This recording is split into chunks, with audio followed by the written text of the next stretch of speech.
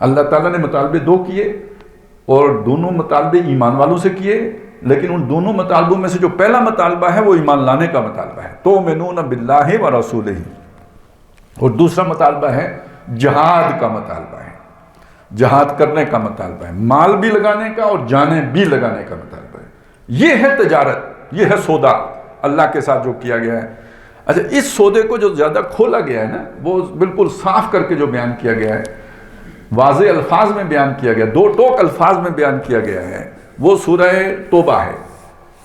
ان اللہ اشتری من المؤمنین انفسهم واموالهم بان لهم الجنہ، بے شک اللہ نے ایمان والوں سے ان کے مال بھی خرید لیے ہیں، ان کی جانیں بھی خرید لیے ہیں کہ بدلے میں ان کے لیے جنت ہے۔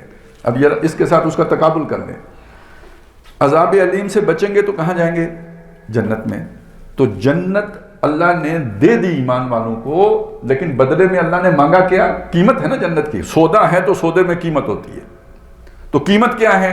مال اور جان۔ اب یہ تجارت کا جو لفظ آیا ہے اس کی سمجھ آ گئی نا؟ وہاں پہ تو سیدھا سیدھا بات آ گئی، اللہ کو بیچو مال اور جان، اور خریدو جنت۔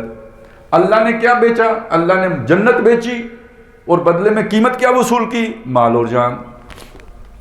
یہ سودا ہے، یہ تجارت ہے۔ یہ کرو گے نجات پاؤ گے، نہیں کرو نجات پاؤ گے اور جنت جاؤ گے، نہیں کرو گے گڑھے میں گرو گے۔ یہی بات ہے جو سورہ حدید میں آئی ہے۔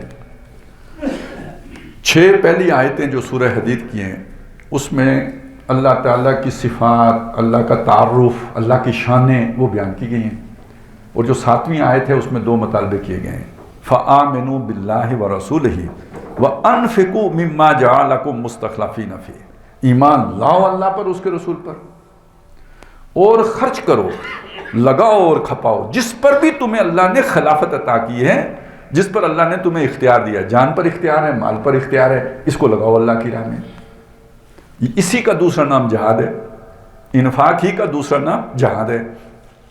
تو اب یہ سمجھ لیجئے کوئی ایک جگہ نہیں ہے، آپ اگر اس اعتبار سے قرآن مجید کو دیکھیں گے جگہ جگہ آپ کو مل جائے گا۔ یہ سودا ہے، گویا اپنا آپ بیچا اللہ کو اور اس کے بدلے میں، اور اپنا سب کچھ بیچا اللہ کو، بدلے میں جنت ہے۔